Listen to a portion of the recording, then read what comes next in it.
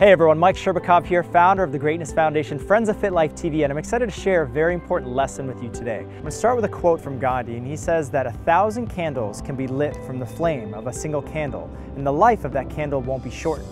Actually, happiness is not diminished by sharing it. How does that apply in your life? Well, your greatness, what you're here to give, does not diminish as you go out and share it with the world. In fact, it actually goes even further. Think about the ripple effect. Every single time that you impact someone's life and you give in a way that's meaningful to you, they are then inspired to go out in the world and give in a way that's meaningful to them.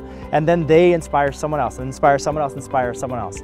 So my actual challenge for you today is to find a way that you can give in your community. I know oftentimes when we think of giving and contribution, we think it's all about writing a check or handing over cash, or maybe even clicking a button on someone's fundraising page on their computer. But think about other ways that you can give. What if you could give your time to someone? What if you could give your talent to someone, the things that you're good at? So that's the challenge for you, is to find ways in your community that you can give your time and your talent alongside your treasure, if that's what you have.